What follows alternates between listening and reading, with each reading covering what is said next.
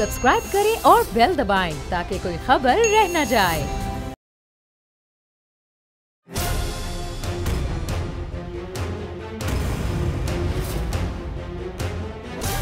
From the Islamabad studios of Bol Network, it's time for Jameel Farooqi on National Debate.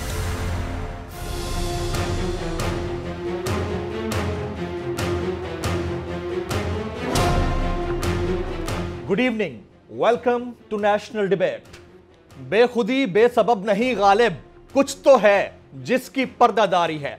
मुल्क में power shows का season है, मुल्क में जलसों की बहार है और जलसों की बहार हमेशा उस वक्त होती है जब पता होता है कि अब जलसों के लिए बाहर निकलना है। आम आदमी को लगता है कि यह पब्लिक वेलफेयर के लिए हो रहा है। आम आदमी को लगता है कि उसके जितने मसाइल हैं उसको हल करने के लिए सियासी जमातें बाहर निकल रही हैं। लेकिन हालात, वाकयात और जो कुछ नजर आ रहा होता है उससे कतई नजर असल बात कुछ और होती है। टाइमिंग बड़ी इंपॉर्टेंट होती है। अब कोरोना की दूसरी बड़ी खतरनाक लहर के दौरान जलसों की पहली या शायद आखिरी लहर किसी अहम मामले का सिग्नल है। यह सिग्नल हो सकता है कि शायद कोई नया इंतखाबी मार्का दरपेश है। यह सिग्नल हो सकता है कि शायद इत्तेहादों के दरमियान जो दरारें हैं वो टूटने लगी हैं। यह सिग्नल हो सकता है कि शायद नए इत्तेहाद बनने जा रहे हैं। यह सिग्नल हो सकता है कि शायद नई सफबंदियां होने जा रही हैं। ऐसे तो नहीं हो रहा कि कोरोना की इतनी शदीद लहर के दौरान भी शहर शहर जलसे होते चले जा रहे हैं। इसके पीछे मुहर्रिकात क्या हैं? सबसे पहला मुहर्रिक इंटरनेशनल एस्टेब्लिशमेंट का तब्दील होना है। सबसे पहला मुहर्रिक जो बाइडेन के सदारती इंतखाबात का जीत जाना है। और थर्ड वर्ल्ड कंट्रीज हमेशा से इतने बड़े मुहर्रिक से इन्फ्लुएंस होती नजर आती हैं। गुज़िश्ता 3 महीने से पाकिस्तान के अंदर मुख्तलिफ सियासी जमातों की जानिब से जलसों की भरमार है और यह इंडिकेशन है कि आने वाले दिनों में कोई मेजर चेंज आ सकता है। Agenda on the national debate पर बात करने से पहले हम बात करेंगे ट्रेंडिंग टुनाइट की। ट्रेंडिंग टुनाइट आज का हमारा हैशटैग है hashtag power show season. Hashtag power show season. मुझे जमील फारूकी कहते हैं। आप मेरा programme national debate Bol news पर मुलाहजा करते हैं।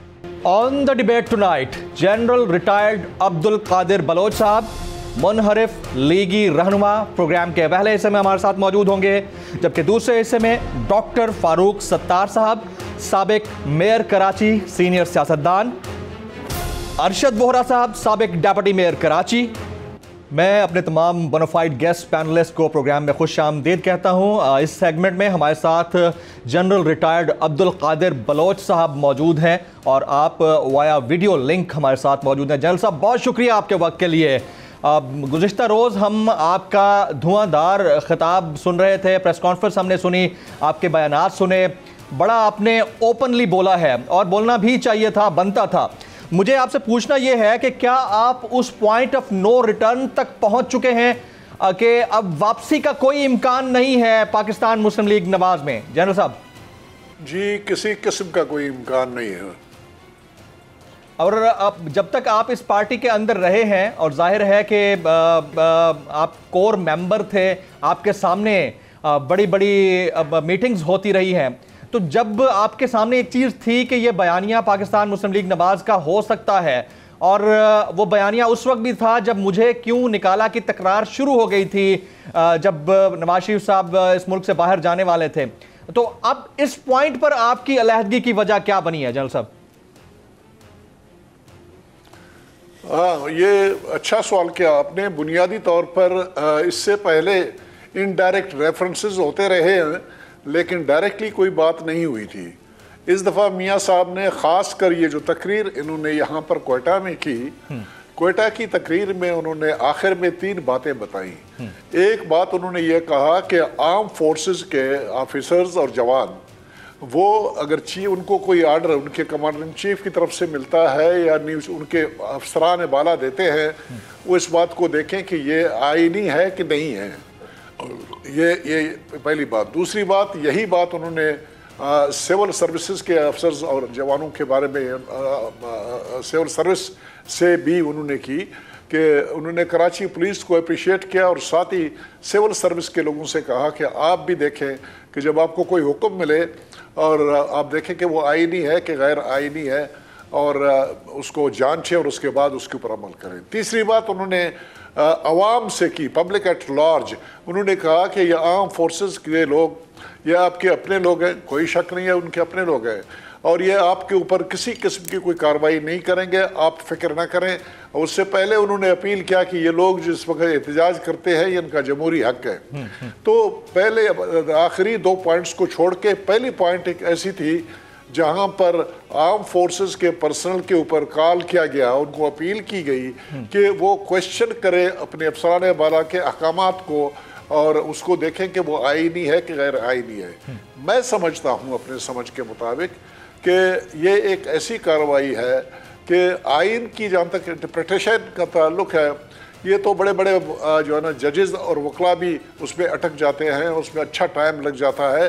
परवेज मुशर्रफ साहब का केस आपके सामने है, 20 साल से वो चल रहा है और ये देखने की कोशिश कर रहे हैं कि 20 साल नहीं हुए, सॉरी 12-13 साल से, और ये देखा जा रहा है कि उन्होंने आइन की खिलाफ वर्जी की कि नहीं की। अभी तक जजेस किसी कंक्लूजन पे नहीं पहुंचे हैं। खुजाए कि फौज के अंडर कमांड एलिमेंट्स जिनमें छोटे रैंक के लोग होते हैं, जिन्होंने हुक्म बजावरी करनी होती है, उसमें नायक, हवालदार, सूबेदार, नायब सूबेदार या लेफ्टिनेंट कैप्टन, मेजर, कर्नल वगैरह, तो इनके लिए आइन की तशरीह और आइन को समझना और आइनी और गैर आइनी में तमीज़ करना नामुमकिन हो जाता है। बुनियादी तौर पर यह फिर इस बात की तरफ चीज़ें चली जाती है कि जो हुक्म मिले उसके ऊपर अमल न किया जाए। ये एक ऐसी बात थी जो मैं समझता हूँ कि बिल्कुल नामुनासिब थी। उससे पहले वो तमाम मसाइल की बुनियाद जनरल बाजवा साहब का नाम लेके उन्होंने कहा था कि हर चीज़ की जिम्मेदारी उनकी है, और जनरल फैज साहब का नाम लिया था कि हर चीज़ की जिम्मेदारी उनके ऊपर बनती है। तो इसका रेफरेंस डायरेक्टली उससे बनता है और कहने का मकसद उनका ये था कि आर्मी चीफ की तरफ से कोई अकाम हो जाए तो उसके ऊपर अमल न किया जाए। ये मैं समझता हूँ कि ये एक इसमें सीड्स, बीज है रिबेलियन की, जहाँ पर आर्म फोर्सेस के पर्सनल किसी हुक्म की ऊपर वो रिबेल कर सकते हैं, वो बगावत कर सकते हैं, कह सकते हैं कि भाई मुमकिन है कि वो हुक्मदूली करें, तो आर्म फोर्सेस के हुक्मदूली की गुंजाइश नहीं है। जैसे कि कल मैंने अपनी तकरीर में कहा था कि आर्म फोर्सेस में ये एक कहावत थी कि डू और डाई, डोंट से वाई, और ये एक चीज़ थी जो फौज में ज्वाइन करने से पहले हमें कॉलेजों में बताया जाता था, और हकीकत भी यही है कि वो they are not supposed to be questioning any order which comes in. Right. अच्छा, अब जनरल साहब ये सवाल मैं आपसे बड़ा इंपॉर्टेंट करने जा रहा हूँ। नवाज शरीफ साहब ने जो गुजरावाला में अपने उस खिताब के दौरान एक डिजिटल खुदकुश हमला किया, आप उससे अवेयर थे कि मियां नवाज शरीफ साहब यही बयानियां लेकर चलने वाले हैं और डायरेक्टली वो एक इंस्टीट्यूशन के सरबराह का नाम लेकर, बल्कि दूसरे इंस्टीट्यूशन के सरबराह का नाम लेकर भी ये बात करेंगे, या ये आपके लिए शॉकिंग था कि मियां साहब ने ये क्या कर दिया? ये मुझे ये उम्मीद नहीं थी कि मियाँ साहब नीचे वाले अदर रैंक्स को अपील करेंगे, उनको कहेंगे। और जहाँ तक उनका गुजरावाले वाली तकरीर का ताल्लुक था, उन्होंने आर्मी चीफ का नाम लिया और जनरल फैज साहब का नाम लिया और साथ ही बेशुमार मसाइल के बारे में हर एक मसले को सामने लिया और कहा कि जी आप जिम्मेदार हैं, आप जिम्मेदार हैं, आप जिम्मेदार हैं। वो तो ठीक थी बात उनकी, जहाँ तक वो उनकी प्राय है उसको कोई क्वेश्चन किसी को नहीं करना चाहिए, और वो मैं नहीं कहूँगा कि सही था कि गलत था उनकी बात के वो सही एक्विजिशन कर रहे थे और अदरवाइज, लेकिन मुझे ये उम्मीद नहीं थी कि वो फौज के रैंक एंड फाइल को अपील करेंगे और उनको ये कहेंगे कि वो कॉन्स्टिट्यूशनलिटी और अदरवाइज अहकामात की वो परखें और परखने के बाद उसके ऊपर अमल और अदरवाइज करें। जनरल साहब, आपकी नज़र में ऐसी क्या वजह हो सकती है? ये बात कोयटा में आई। राइट। अच्छा जनरल साहब, आपकी नज़र में इसकी क्या वजह हो सकती है कि मियां नवाज शरीफ साहब इस पॉइंट पर पहुंच गए कि वो एक इंस्टीट्यूशन के सरबराह का नाम लेकर आपके मुल्क की कौमी सलामती इदारे यानी आपकी एजेंसी के सरबराह का नाम लेकर उनके ऊपर इल्जामात लगा रहे थे? तो ऐसी क्या वजह हो सकती है? क्या ये ब्लैकमेलिंग का कोई हिस्सा है, या वो कोई रिलीफ लेना चाह रहे थे जो उनको नहीं मिल पा रहा था, तो उन्होंने कहा कि प्रेशर यहां से बिल्ड किया जाए? जनरल साहब, देखें, बात यह है कि इंस्टीट्यूशन के सरबराह या इंडिविजुअल्स का नाम लेना, ऑल पार्टीज कॉन्फ्रेंस पे मैं वहाँ पर मौजूद था, इसी पॉइंट को वहाँ पर डेलिब्रेट किया गया और यही कहा गया और ये फैसला किया गया कि डायरेक्ट रेफरेंस कोई नहीं दी जाएगी और एस्टेब्लिशमेंट का लफ्ज़ इस्तेमाल किया जाएगा। और इस तरह से अगर कोई क्रिटिसिज्म की जानी है उन लोगों के ऊपर जिनके ऊपर इल्ज़ामात हैं कि उन्होंने इलेक्शन में मुदाखलत की थी, तो एस्टेब्लिशमेंट का नाम इस्तेमाल किया जाएगा, डायरेक्ट इतने नहीं आएंगे। ये फैसला वहाँ पर एक हैरानगी की बात थी जो कि क्वेटा के जलसे में मियां साहब ने की। अब आपने और सनाउल्लाह ज़हरी साहब ने एक बड़ी ज़बरदस्त अपना एक स्टैंड ले लिया है, तो ये फरमाइएगा कि आप और सनाउल्लाह ज़हरी साहब दो बड़ी शख्सियात बलूचिस्तान से, आप कोई अलग से अलायंस बना रहे हैं? आप लोगों के साथ कोई और लोग भी हैं? क्योंकि आपकी जानिब से दावा किया गया है कि 20 मुख्तलिफ अजला के बड़े ओहदेदारान आप लोगों के साथ जुड़े हुए हैं। आप इस खबर की तस्दीक करेंगे, तरदीद करेंगे जनरल साहब? मैं आपको सिर्फ इतना बताना चाहता हूं कि जब तक मैं मुस्लिम लीग नून में नहीं आया था, मुस्लिम लीग नून हमारी कन्फाइंड थी, 4 अजला में उनकी ऑर्गेनाइजेशन थी और बाकी उनके सूबाई लेवल की ऑर्गेनाइजेशन थी। उनका यहाँ पर याकूब नासिर साहब उसके सदर थे और उसके मुख्तलिफ अरकान थे। ये ज़िलों में कहीं नहीं था। तो मेरे जब मैं प्रेसिडेंट बना तो हमने बलूचिस्तान के 33 अजला में जनरल सेक्रेटरीज और पूरी काबीना की और इसके वार्ड लेवल तक अब मुस्लिम लीग को ले गए। जिन इलाकों में हमारा इन्फ्लुएंस है, तकरीबन हमारे बलोच एरिया का जिक्र करना चाहूँगा, वो तकरीबन 20-22 डिस्ट्रिक्ट बनते हैं। इनके तमाम के तमाम सदूर, इनमें से मेजॉरिटी इनकी कल आई हुई थी और बाकी दूसरे रैंक्स जो है ना सूबाई लेवल के ओहदेदार, वो सब के सब रिज़ाइन करने के लिए तैयार। कुछ ने ऑलरेडी रिज़ाइन कर दिया, जो नहीं आए थे वो भी रिज़ाइन कर रहे हैं। राइट। अच्छा, अब ये फरमाइएगा कि आपकी अगली डेस्टिनेशन क्या है? अब ये सवाल बड़े ही हल्के मुख्तलिफ तौर से पूछ रहे हैं। क्या आप पाकिस्तान तहरीक इंसाफ ज्वाइन करने जा रहे हैं जनरल साहब? सवाल ही पैदा नहीं होता है। उसकी वजह यह है कि मैं एक बाइज्जत आदमी हूँ और समझते हुए, सोचते हुए और इस बात पे यकीन करते हुए कि उनका स्टांस सही नहीं है और मैं मुस्लिम लीग नून का रुकन रहा हूँ और 25 तारीख की तकरीबन 8 बजे तक तो मुझे किसी किस्म का कोई दाएं बाएं नहीं था। मेरा यकीन था कि मैं अपने पार्टी में रहूँगा और मैं उनको क्रिटिसाइज़ करता रहा हूँ। अभी किस मुंह से मैं जाके उनके साथ बैठ के और मैं अपने गनों का रुख फेर दूंगा और दूसरी तरफ जो है ना मैं क्रिटिसाइज़ करना शुरू कर दूंगा। सारी मेरा उनसे किसी किस्म की कोई एग्रीमेंट नहीं है। वो फेल हो चुके हैं और वो एक टीम कप्तान साहब अपना नहीं बना सके हैं, वो डिलीवर नहीं कर पा सके हैं, वो डिलीवर करने की पोजीशन में नहीं हैं और मैं समझता हूं कि उनकी पार्टी सियासी तौर पर बुरी तरह से पिट गई है। रिक्वायरमेंट इस बात की है कि वो स्पेस दें और ताकि पूरी कौम इकट्ठी हो जाए और इकट्ठी होकर मुल्क को इस मुसीबत से, महंगाई के इस मुसीबत से, बेरोज़गारी के इस मुसीबत से और बाकी जो मसाइल हैं उससे निकाल सकें। मेरा तो सवाल ही पैदा नहीं होता है कि मैं जाके उनका हिस्सा बन जाऊँ। राइट। बाकी जहाँ तक हमारे आपने ताल्लुक है, जी ये तो आपने खारिज से इम्कान करार दे दिया कि आपका सवाल नहीं पैदा होता कि आप पीटीआई ज्वाइन करें, लेकिन जाहिर है कि आप खुद कह रहे हैं कि पीएमएलएन की कोई प्रेजेंस नहीं थी बलूचिस्तान के अंदर और जब आपने इसका चार्ज संभाला, आपने वहां पर लोगों में शऊर बेदार किया, आपने लोगों को पीएमएलएन की तरफ रागिब किया, तो 20-22 अजला में आपके पास लोग मौजूद हैं।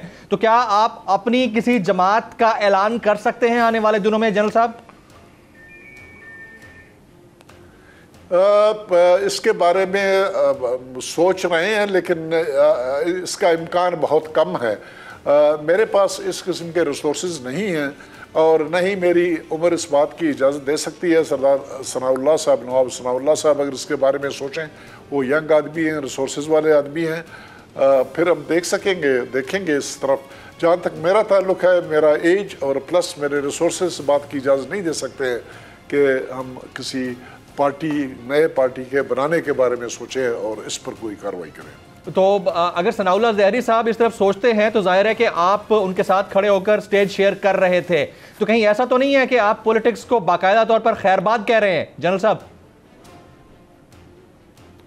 नहीं, कोई ऐसी बात नहीं है। मुल्क में और पार्टियां हैं, हम किसी के बारे में सोच सकते हैं, अपने रुफ़का से मुशावरत करेंगे और मुमकिन है हम एग्जिस्टिंग किसी पार्टी में शामिल हो जाए, या मुमकिन है कि नवाब सनाउल्लाह साहब और मैं, चूँकि हम इकट्ठे हैं, हमारा फ्यूचर इकट्ठा है, तो कोई किसी अपना इंडिपेंडेंट रास्ता भी हम इख्तियार कर सकते हैं, अपना भी, जैसे कि आपने पहले सजेस्ट किया। अच्छा, अब सियासत में तो कुछ भी मुमकिन होता है, और आपने अभी कहा कि मुमकिन है कि कोई पार्टी हम ज्वाइन कर लें, तो मुमकिनात में क्या वो पाकिस्तान पीपल्स पार्टी हो सकती है, BAP हो सकती है, या बलूचिस्तान की कोई और जमात हो सकती है, अगर आप बताना चाहें तो जनरल साहब। जी, मैं ये कहूँगा आपको, असल में हमें पीपल्स पार्टी वालों ने अप्रोच किया है। अच्छा। उनके आसिफ जरदारी साहब ने नवाब सनाउल्लाह से बात की है, और अपने बिलावल भुट्टो साहब का पैगाम यहाँ पर, ये जो सूबाई सदर है एक डेलीगेशन की सूरत पे, उसका पैगाम भी वो लेके मेरे पास आए थे ज्वाइन करने के लिए। हमने उनको यही कहा है, और यही हमारे स्टांस है इस वक्त, यही हमारा फैसला है कि हम थोड़ा सा सोचेंगे इसके बारे में, अपने लोगों से मशवरा करेंगे, और फिर देखेंगे कि क्या किया जा सकता है, क्या इसमें शामिल हो जाए या ना हो जाए। ये इसके बारे में अभी किसी किस्म का कोई फैसला हम लोगों ने नहीं किया। अच्छा, यानी पाकिस्तान पीपल्स पार्टी के अलावा आपसे किसी और जमात ने अभी तक राब्ता नहीं किया है, और आप कंसीडर कर सकते हैं आने वाले दिनों में पाकिस्तान पीपल्स पार्टी ज्वाइन करने के हवाले से? जनरल साहब, ये ज़रूरी नहीं है कि कोई हमें अप्रोच करे और हम उसके पास चले जाए। अगर हम समझते हैं कि मुल्की मफाद में कोई एक और पार्टी ऐसी है जो कि डिलीवर कर सकती है, हमारे मसाइल हल कर सकती है, तो अगर वो कोई इनवाइट न भी करे तो हम जा सकते हैं। और ये जिस तरह तो आपने कहा कि सियासत में कोई चीज़ इम्पॉसिबल नहीं है, जी जी। तो पीपल्स पार्टी का भी चॉइस है, कोई और पार्टी सामने आ जाती है, या हम समझते हैं कि किसी और पार्टी में की तरफ जाएं, तो हम खुद उसके तरफ जो है ना बढ़ सकते हैं। राइट। अच्छा, आपकी नज़र से शाहिद खाकान अब्बासी साहब के बयानात गुजरे होंगे, उन्होंने कहा है कि 2 आदमियों के पार्टी छोड़ जाने से पार्टी को कोई फर्क नहीं पड़ता, तो ये ओवर रेट कर रहे हैं मामलात को या अंडर एस्टिमेट कर रहे हैं आप 2 शख्सियात को जिन्होंने PMLN को PMLN बनाया है बलूचिस्तान के अंदर? इसके ऊपर आप कैसे कमेंट करेंगे जनरल साहब? शाहिद खाकान अब्बासी मेरे कुलीग थे, उनके साथ 4 साल हमने वजारत में गुजारी, उसके बाद मेरे प्राइम मिनिस्टर थे, मैं उसके बहुत करीब था, बहुत इज़्ज़त उनकी करता हूँ, अभी भी उनकी इज़्ज़त करता हूँ, और इसके बाद भी उनकी इज़्ज़त मैं करता रहूँगा। लेकिन उनका ये बयान मुनासिब नहीं था। उसकी वजह यह है कि हम लोग जब मुस्लिम लीग में आए तो 2013 के इलेक्शंस में हमने मुस्लिम लीग को पहली मरतबा बलूचिस्तान से 22 सीटें दिला दी। 22 सीटें। कभी भी किसी पार्टी ने बलूचिस्तान में, यहाँ पर कोalition बनते हैं, किसी एक सिंगल पार्टी ने इतनी सारी सीटें नहीं ली थी। और फिर हमने पार्टी को ऑर्गेनाइज किया, बलूचिस्तान के तमाम अजला में वार्ड लेवल तक ले गए। अगर फिर भी शायद खाकान अब्बासी साहब, और साथ ही यही बयान बल्कि उससे ज़्यादा सख्त तरीके से और करख्त तरीके से अहसन इकबाल साहब ने दी है, अगर वो समझते हैं कि हमारी वजह से कोई फ़र्क नहीं पड़ता है, तो कोई बात नहीं, ऐसी कोई बात नहीं है। मुमकिन है उनके पास, ऐसी नहीं है कि हम तो लास्ट चॉइस थे, मुमकिन है कोई ऐसे लोग उनके पास आ जाए जो हमसे बहुत बेहतर परफॉर्मेंस दे सकें। ये एक राय है उन्होंने दी है, मैं उनकी राय का एहतराम करता हूँ, उनका भी एहतराम मैं करता हूँ, कोई ऐसी बात नहीं है। अच्छा, अब आप जनरल साहब, आपने कल एक बड़ी बात कर दी थी, और वो बात हम पता नहीं कितने दिनों से कर रहे हैं, वो ये कि PDM के गुब्बारे के अंदर से हवा निकल चुकी है। आपने कहा कि PDM टूट चुकी है। मेरा आपसे सवाल ये है कि क्या पाकिस्तान मुस्लिम लीग नवाज और पाकिस्तान पीपल्स पार्टी, इन दोनों के रास्ते मियां नवाज शरीफ साहब के बयानिए के बाद अलग हो चुके हैं? आने वाले दिनों में इस गुब्बारे से हवा निकलती हुई नजर आ रही है जनरल साहब? भाई, मैंने ये कभी नहीं कहा कि PDM टूट चुकी है सारी, ये गलत एट्रीब्यूट कर रहे हैं मेरी तरफ। आप इसको दोबारा मेरा इंटरव्यू देख लीजिए जी। मैंने कहा कि PDM टूट सकती है। अच्छा। और मेरे बयानिया की सपोर्ट में एक मिनट जी, मेरे बयानिया की सपोर्ट में पीपल्स पार्टी का स्टांस ऑलरेडी आ चुका है, और वो भी यही बात कहते हैं कि जी इन्होंने नॉमिनेट किए लोगों को ये मुनासिब नहीं था। साथ ही मेरे ख्याल में 2 और पार्टियां, छोटी पार्टियां हैं, शेरपाओ कि साहब की पार्टी ने, जो कौमी महाज पार्टी है उनकी, उन्होंने भी ये बयान दिया कि ये मुनासिब नहीं था। और मेरा जमीयत मेरे ख्याल में नूरानी साहब का एक किसी और की पार्टी जो PDM का हिस्सा है, उन्होंने भी कहा कि ये बात मुनासिब नहीं थी। और JUI के अंदर हाफिज हुसैन अहमद साहब का भी स्टांस ये है कि ये इस किस्म की कार्रवाई है, डायरेक्ट रेफरेंस देना आर्म फोर्सेस का, ये मुनासिब नहीं था। तो मैंने तो 25 तारीख को ये बात की, उसके बाद काफ़ी लोग बात कर रहे हैं, और इस तरह से अगर 2-4 और पार्टियों ने बात की तो मुमकिन है इसका नतीजा PDM के टूटने पे आ जाए। राइट आपको क्या लगता है जनरल साहब कि मरियम नवाज साहिबा का स्टेटमेंट और उनकी तकारीर हमारे सामने हैं, इसी तरह से मियां नवाज शरीफ साहब के डिजिटल खुदकुश हमले हमारे सामने हैं, इसी तरह से कैप्टन रिटायर्ड सफदर साहब का मज़ार कायद के ऊपर वावेला हमारे सामने है, इसी तरह से नूरानी साहब की क्वेटा के अंदर स्पीच हमारे सामने है, इसी तरह से सेनेटर अताउर रहमान साहब का सेनेट के अंदर हमारे इदारों के खिलाफ उनके जो शोला बयानी थी वो हमारे सामने है। तो ये महज इत्तेफाक है, स्लिप ऑफ टंग है, या प्री प्लान्ड एक मंसूबे के तहत इदारों को तहस नहस करने का एक मंसूबा है जनरल साहब? नहीं, इस नुक्ते से मैं एग्री नहीं करता हूँ। ये तमाम की तमाम जमायतें हैं जिनकी आपने इन रहनुमाओं की तरफ आपने रेफरेंस दी है, ये चाहे वो PMLN है, चाहे JUI है या नूरानी साहब है, ये सारे मुहिब वतन पाकिस्तानी हैं। मेहरबानी करके ये वाली बात है साजिश वाली कि आर्म फोर्सेस को या मुल्क को कमज़ोर करने के लिए किसी साजिश का ये लोग हिस्सा बन रहे हैं और वो उसका नतीजा खुदा न खास्ता मुल्क की नुकसान की तरफ जाएगा, इस बात के मैं उसका हिस्सा नहीं बनना चाहता हूँ।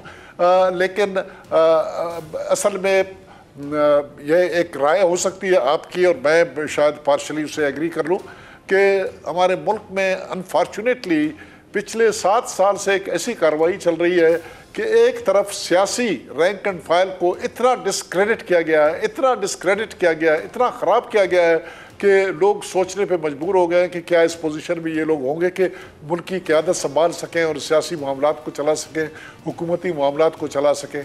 दूसरी तरफ फ़ौज की तरफ इतनी उंगलियां उठी हैं, उसकी तरफ इतने इनडायरेक्ट रेफरेंसेस हो चुके हैं और इस तरीके से उनके खिलाफ बातचीत की गई है कि लोग सोचने पे मजबूर हैं कि फ़ौज की शायद ज़रूरत ना हो और फ़ौज बिल्कुल तमाम के तमाम जितने काम कर रही है गलत कर रही है। ये यहाँ तक मैं एग्री करता हूँ कि ऐसी कार्रवाई की गई है पिछले ये जो 7 साल है, और ये दोनों जो है ना स्टेट के 4 आर्गन्स होते हैं, एक है पॉपुलेशन, एक है लैंड और दूसरा सॉवरेनिटी, और चौथा जो है ना गवर्नमेंट है। गवर्नमेंट के 2 इम्पॉर्टेंट एलिमेंट है। पॉलिटिकल लोग अपने प्रोग्राम को चलाने के लिए सिविल एडमिनिस्ट्रेशन और आर्म फोर्सेस के लोगों से मदद लेके मामलात को आगे चलाते हैं। अभी इन एलिमेंट्स को आप इतना डिस्क्रेडिट कर लें, अगर ये डिस्क्रेडिट हो जाएंगे तो नतीजा लीबिया की सूरत में निकलेगा, सीरिया की सूरत में निकलेगा, इराक की सूरत में निकलेगा। कितनी खुशहाली थी उन मुल्कों में, कितने रिसोर्सेज उनके पास हैं और अभी हालत उनकी क्या है। तो ये एक नासमझी समझ लो, और इसके लिए तो मैं ये नहीं कहूँगा कि सिर्फ ये लोग रिस्पॉन्सिबल हैं, ये सियासी जमायतें, उसमें आप लोगों का भी बड़ा कंट्रीब्यूशन है। हमारा नाराज़ ना हो जाएं, और आपकी चैनल तो माशाल्लाह इसमें पेश है। आई एम सॉरी ये बात कहते हुए, उसकी वजह ये है कि ये जो गद्दाराना हिसाब किताब है इसमें तो आप देर नहीं लगाते हैं, आपके एंकर्स फौरन जो है ना किसी को पकड़ते हैं और उसी तरह मामलात को ले जाने की कोशिश करते हैं। I don't want to become a party to that. Right, एक आखिरी सवाल और बड़ा इंपॉर्टेंट है क्योंकि स्ट्रेटेजिक सवाल है, और आप क्योंकि ज़ाहिर है कि पाक फौज में सर्व कर चुके हैं तो आपसे पूछना बनता है। जो बाइडन प्रेसिडेंट बन चुके हैं अमेरिका के, और गैर हतमी गैर सरकारी नतायज उससे तो ये चीज़ें साफ जाहिर हो रही हैं। सीक्रेट सर्विस ने उनको तमाम तर सिक्योरिटी प्रोवाइड कर दी है। इंटरनेशनल स्टैब्लिशमेंट में बड़ा चेंज आया है, तो क्या नेशनल स्टैब्लिशमेंट में चेंज के ज़रिए पाकिस्तान के अंदर हुकूमत में कोई तब्दीली आ सकती है? आने वाले दिनों में गवर्नमेंट टॉपल हो सकती है जनरल साहब? ये हमारी बदकिस्मती है कि हमेशा हम अमेरिका के लिए हम रोल ढूंढते रहे हैं हमारे मुल्क में। जब भी गवर्नमेंटें चेंज हुई प्री मेच्योरली, या जब कभी कोई रिक्वायरमेंट ऐसी मिड टर्म की पड़ गई, तो हमेशा हमारी उंगलियां उठती रही हैं अमेरिका की तरफ, और उनके ऊपर इल्ज़ामात लगाए जाते रहे हैं। तो उनका क्या रोल होता है और क्या करते हैं और क्या नहीं करते हैं, या क्या किया है और क्या नहीं किया है, मेरे पास कोई सबूत नहीं है। जनरल रिटायर्ड अब्दुल कादिर बलोच साहब हमारे साथ मौजूद थे। आप पाकिस्तान मुस्लिम लीग नवाज के सीनियर रहनुमा थे, लेकिन शदीद इख्तलाफात के बाद आपने पार्टी छोड़ दी है, मुस्ताफ़ी हो गए हैं अपने तमाम तर ओहदों से। इसी तरह से सनाउल्लाह ज़हरी साहब भी मुस्ताफ़ी हुए। सर, आपने हमारे लिए वक्त निकाला, आपका बहुत बहुत शुक्रिया। ख्वातीन हज़रात, यहाँ एक ब्रेक के बाद जब वापस आएंगे तो हमारे साथ साबिक डिप्टी मेयर कराची पाक सरजमीन पार्टी के सीनियर रहनुमा जनाब अरशद वोरा साहब मौजूद होंगे आफ्टर दिस ब्रेक।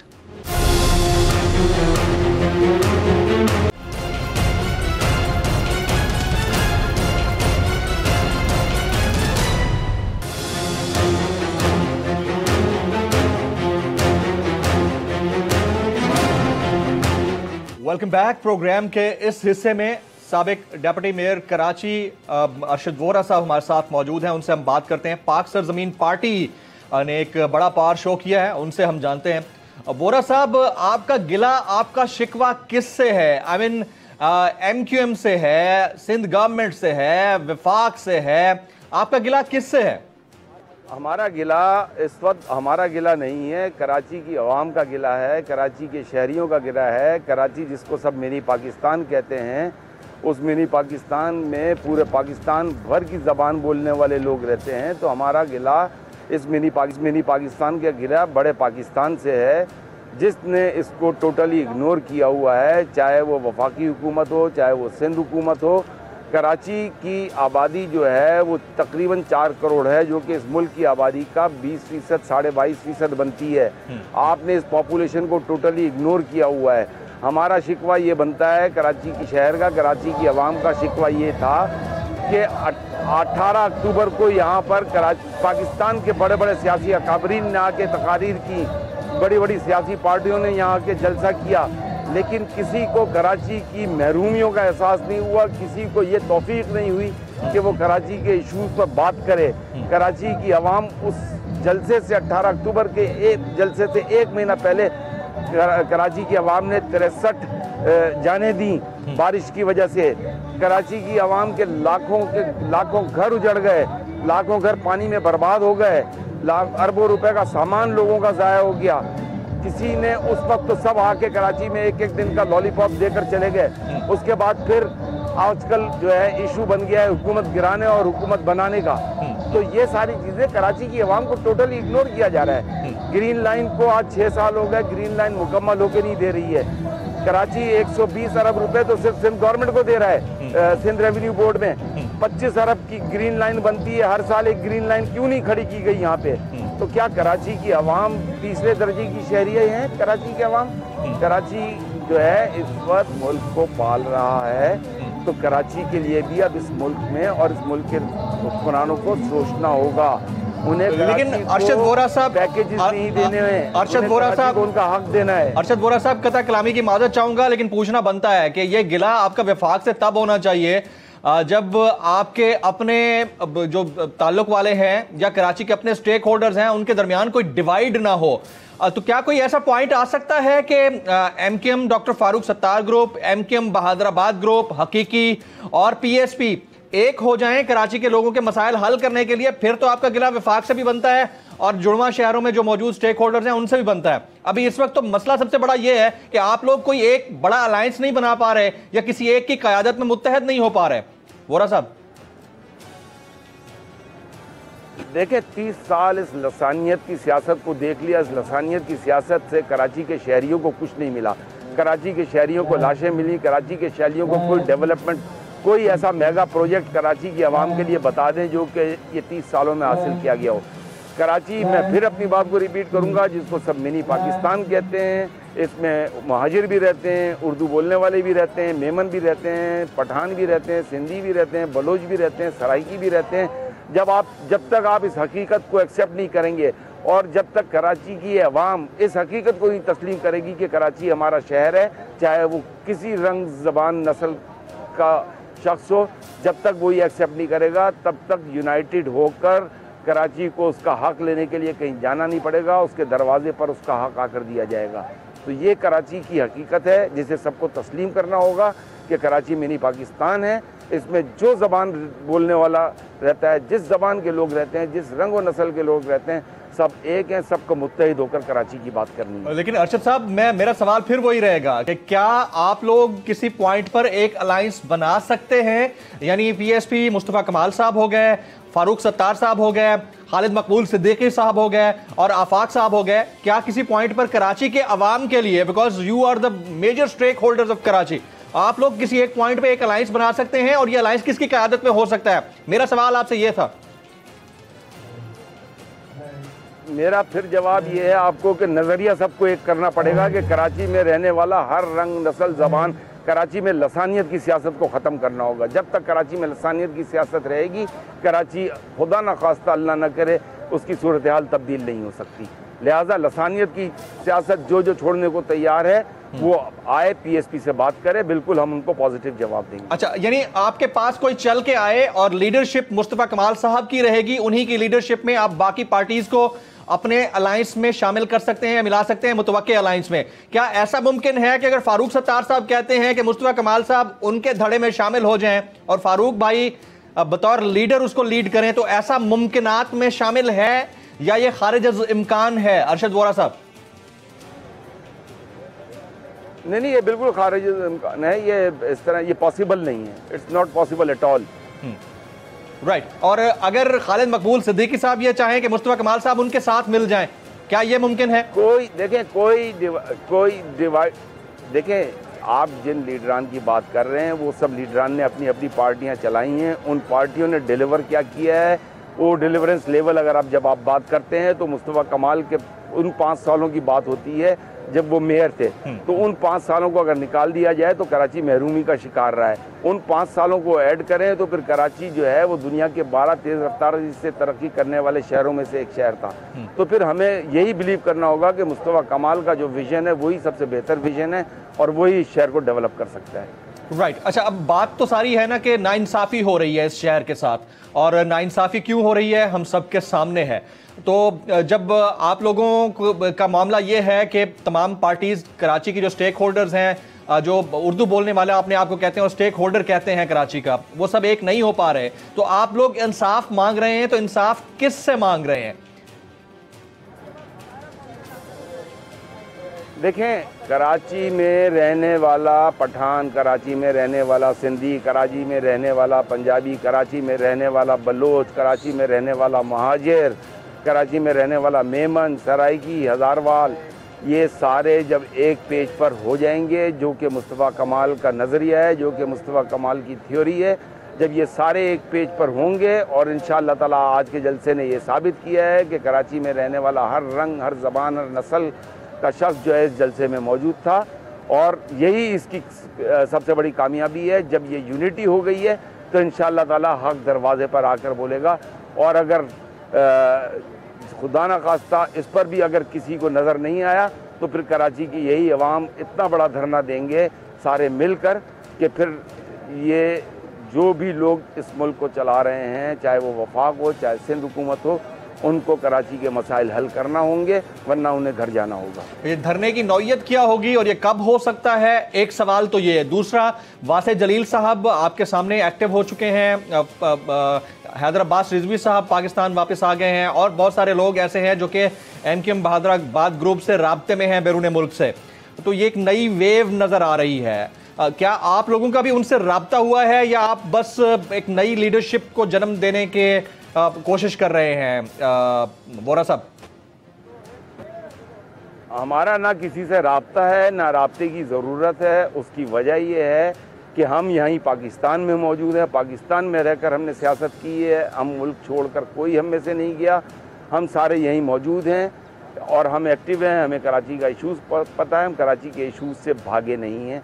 तो हमें हमारी लाइन पता है, हमें हमारी पॉलिसी पता है। हमने कराची की आवाम के लिए जो सोचा था, आज के जलसे ने उसे साबित कर दिया है। जनाब अरशद वोरा साहब, साबिक डिप्टी मेयर कराची, आप इस सेगमेंट में मौजूद थे, आपने वक्त निकाला, आपका बहुत बहुत शुक्रिया। प्रोग्राम में एक यहाँ ब्रेक के बाद जब वापस आएंगे तो डॉक्टर फारूक सत्तार साहब, साबिक मेयर कराची और सीनियर सियासतदान हमारे साथ मौजूद होंगे। साथ रहिएगा हमारे।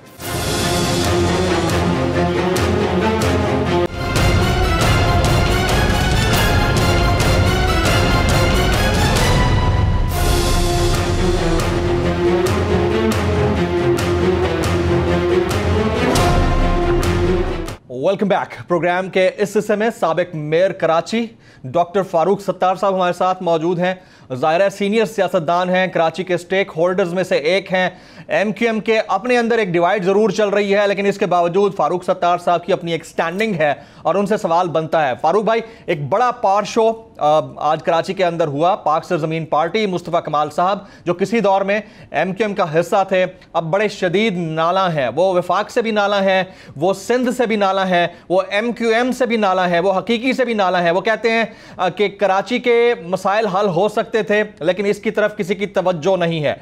आपसे मेरा पहला सवाल, क्या मुत्तहिदा कौमी मूवमेंट, पीएसपी, बहादराबाद, आपका ग्रुप और हकीकी, ये सब लोग एक होकर किसी एक पॉइंट पर आकर किसी नए अलायंस का ऐलान कर सकते हैं ताकि कराची के मसाइल हल हो सकें? डॉक्टर साहब। जमील, मैं ये समझता हूँ कि आज के ये जो पीएसपी का जलसा है और उस पर हम कितना बड़ा था, कितना कामयाब था। ज़ाहिर है कि जलसा कोई भी जो एमक्यूएम से वाबस्ता जो रहनुमा यहाँ मौजूद हैं, जो अपनी अपनी पार्टियाँ या अपने अपने ग्रुप को लेके काम कर रहे हैं, मेरे ख़्याल में जलसा सब कर सकते हैं। लेकिन अब कराची इतना बड़ा शहर है, इतना नज़रअंदाज हुआ है गुज़िश्ता कई सालों से, उसकी एक तवील तारीख़ है। और एमक्यूएम का भी तजुर्बा, जब उसे मौका मिला कि मसाइल को मुस्तकिल बुनियादों पर हल करे, तो एमक्यूएम ने भी आर्जी हल पर कनात की और फिर ख़राबियाँ और बिगाड़ आ गया और उसके बाद जो कुछ हुआ वो आपके सामने जो रीसेंट हिस्ट्री है। तो मैं समझता हूँ कि कोई एक जमात इस वक्त ना पाकिस्तान को चला सकती है ना कराची को चला सकती है। तो सबसे पहले तो जो एमक्यूएम से मुताल्लिक़ धड़े हैं या ग्रुप्स हैं या पार्टियाँ हैं, मैं बिल्कुल इसके हक़ में हूँ और मैं ये ऐलान भी करता हूँ कि एक सिंध अर्बन कौमी मूवमेंट या सिंध अर्बन कौमी अलायंस, कुछ इस तरह का एक इत्तेहाद बनना चाहिए। सिंध के शहरों के मसाइल इस कदर गुंजलक हैं, पेचीदा हैं कि अगर अब और कराची जो गुज़िश्ता बारिशों में जो कराची का हाल हुआ, जिस तरह कराची डूबा, तो ना मांगने वाले ने कभी 1100 अरब मांगे थे जो एमक्यूएम पाकिस्तान इस वक्त जिस हालत में है, अपने बल्दियाती नाकिस तरीन और बदतरीन कारकर्दगी के बाद। तो मैं ये समझता हूँ कि ना उन्होंने 1100 अरब मांगे, ना देने वाले ने कभी सोचा था कि 3 साल में वो 1100 अरब का ऐलान करेंगे। और बुनियादी मसाइल, पानी, K4, 12 सालों से उस पर कोई काम नहीं हुआ। सर्कुलर रेलवे, सुप्रीम कोर्ट भी जो है वो वफाकी हुकूमत को, सूबाई हुकूमत को कह के डेडलाइन दे के मैं समझता हूँ कि बेजार हो गई है। लेकिन ये मंसूबा जो है वो ज़मीन से ऊपर आने का नाम नहीं लेता। कचरा उठाने का निज़ाम कोई नहीं है, कोई काम 12 सालों में नहीं हुआ। इसी तरह निकासियाब के जो 150 मिलियन गैलन के ट्रीटमेंट प्लांट है वो बंद पड़े हुए हैं, उन्हें शुरू करना है। तो मैं इस बात पर बिल्कुल मुत्तफ़िक हूँ कि कोई सिंध अर्बन कौमी इत्तेहाद या अलायंस या मूवमेंट, कोई ना कोई इस तरह का तो इस इत्तेहाद या अलायंस में फारूक सत्तार साहब कौन कौन शामिल हो सकता है? क्या पीएसपी यानी मुस्तफ़ा कमाल साहब जो कि एक पावर शो बहरहाल उन्होंने किया है, आप और पीएसपी एक हो सकते हैं? मुस्तफ़ा कमाल और फारूक सत्तार मिलकर काम कर सकते हैं? और आप लोगों के दरमियान यानी कि एमक्यूएम बहादराबाद और आपके दरमियान एक डिवाइड चले आ रही है, वो हम कब ख़त्म होता देखेंगे? बहरहाल कराची के स्टेक होल्डर्स तो आप ही रहे हैं और लोगों को आप ही से तवक्कुआत हैं। फारूक साहब, मैं इसीलिए ये जिसे कहते हैं ना कि जिसे कहते हैं कि दूरबीनी या जो दूररस निगाह मेरी देख रही है, अब इसके अलावा कोई रास्ते थे कि पीटीआई कराची में अपनी जड़ें नहीं कायम कर सकी, वो तंजीम, वो ऑर्गेनाइजेशन नहीं बना सकी, आवाम के साथ अपने आप को उस तरह नहीं जोड़ सकी जिस तरह एमक्यूएम एक ज़माने में थी, और लोगों को उसी तरह की नुमाइंदगी और कराची का एक मुकदमा अगर लड़ना है तो जो कराची की मोहल्ले हैं, कुरंगी के, लियाकताबाद के, न्यू कराची के, गुलबहार के, लाइंस एरिया के, ओल्ड सिटी एरिया के, मैं समझता हूँ कि वो जो लोगों के मसाइल जो लोगों के मसाइल उस पर भी गिरफ्त हो और उनका सोल्यूशन क्या है। तो देखिए, मैंने तो इस पर काम शुरू कर दिया। मैंने Karachi transformation plan, shadow plan भेजा। अगर असद उमर ने जो है वो एक प्लान बना के दिया, मेरी तरजीहात असद उमर की तरजीहात से मुख्तलिफ है। वो जो है वो बुनियादी मसाइल में किस तरह कहाँ ज़्यादा पैसा खर्च करना, मैंने ये देखे। मैं आपको वाजे, मैंने पिंडी वालों को भी ये प्लान भेजा है और मैंने इस्लामाबाद वालों को भी ये प्लान भेजा है। और मैंने कहा है कि पहले तो ये वजाहत कर देना कि ये पिंडी वाले और इस्लामाबाद वाले आपकी नज़र में दो मुख्तलिफ धड़े हैं जिनकी मुख्तलिफ राय के बाद ही कुछ हो सकता है कराची के लिए। और दूसरा, आप मेरा सवाल गोल कर गए। मैं फिर पूछ रहा हूं कि मुस्तफा कमाल साहब, आप, बहादुराबाद ग्रुप, हकीकी, ये सब किसी पॉइंट पर एक हो सकते हैं, नहीं हो सकते हैं? डिवाइड इतनी बड़ी है कि आप लोग एक नहीं हो सकते हैं? फारूक साहब देखें, मेरी तरफ से तो आप ये ले लीजिए कि इन्हें एक होना होगा। अगर ये समझते कि कराची का कोई फ्यूचर है और अगर महाजरों की यहाँ अभी एक बड़ी आबादी है और उनके लिए उन्होंने उनके एहसास महरूमी को एड्रेस करके ये एक middle class, urban, secular, educated political जो प्रोसेस या अमल कायम किया था।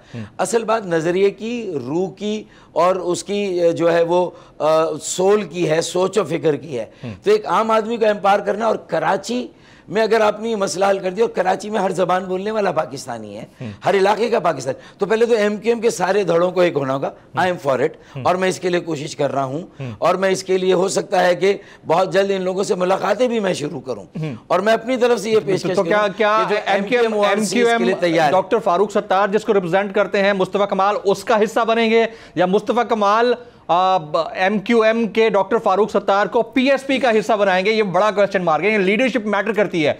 सीनियर तो बहरहाल आप हैं, इसमें कोई शक नहीं है, आप बहुत पुराने दौर में मेयर कराची रहे, तो आपकी क़यादत में पार्टी लीड करेगी या मुस्तफा कमाल साहब की क़यादत में पार्टी लीड करेगी? ये क्वेश्चन मार्क है सर। देखिए, मैं ये समझता हूं इसका तो झगड़ा हमने हल कर दिया ना, कि मेरी क़यादत का कोई इशू नहीं है। अच्छा, हमें तो 35 साल से कम उम्र के लोगों की एक नई टीम बनानी। अगर ये एमके मुझे सिंध हाई कोर्ट से वापस मिलती है, तब भी मेरा कहना है इंट्रा पार्टी इलेक्शन करा के 35 में से 24 35 साल से कम उम्र के नए लोगों, अच्छा डाइवर्सिटी हो, हर जबान बोलने वाले हो, हर मजहब, हर मसलब के लोग हो। इसलिए कि बात है, अगर पाकिस्तान की ओनरशिप लेनी है और देनी है तो own Karachi, save Karachi, make Karachi, और सारी जबान बोलने वालों को। पहले तो एमक्यूएम के सारे लोग, MQM ORC, MQM Pakistan, PSP, और फिर उसमें आफाक जो है वो हकीकी, हम उनको भी कंसिडर करते हैं कि उन्हें भी इस ग्रेटर अर्बन अलायंस का हिस्सा बनना चाहिए। तो मैं तो इसके लिए हूं। मुझे पता है आप ये कहना चाह रहे हैं कि आपको मुस्तफा कमाल की क़यादत पे कोई एतराज नहीं, अगर वो लीड करेंगे तो कोई एतराज नहीं।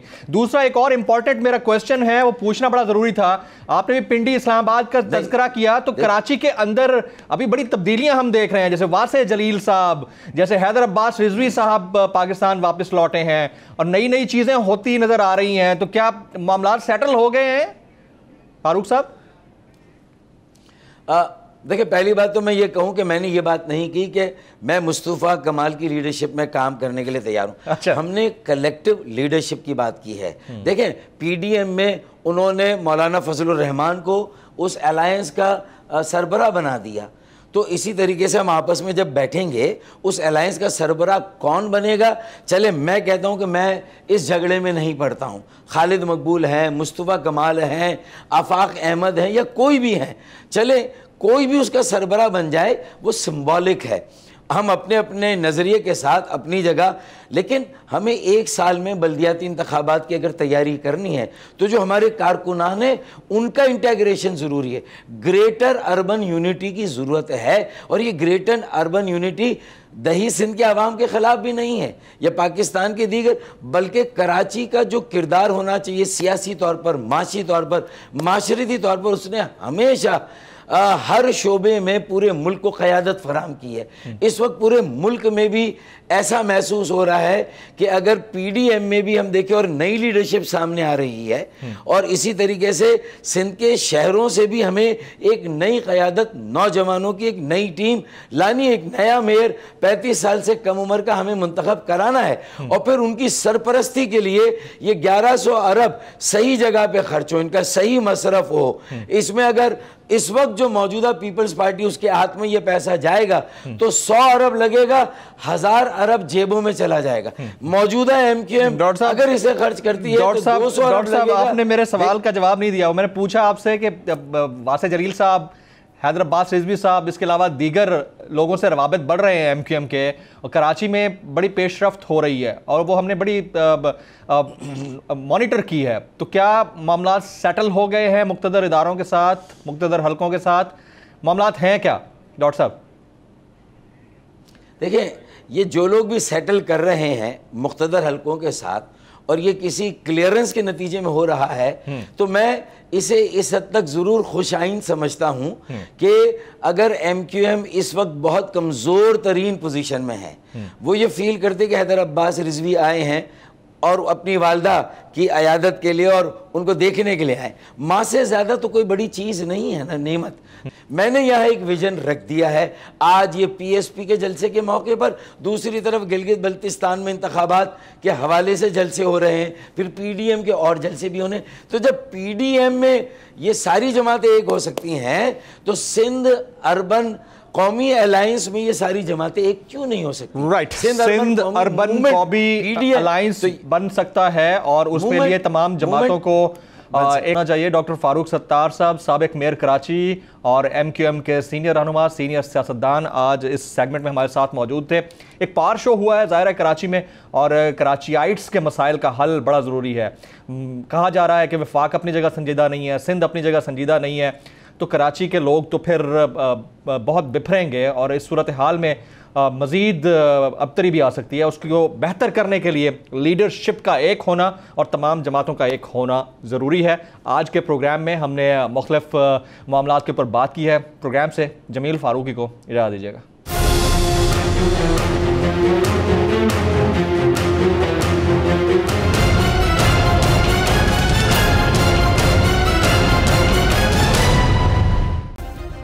सब्सक्राइब करें और बेल दबाएं ताकि कोई खबर रह न जाए।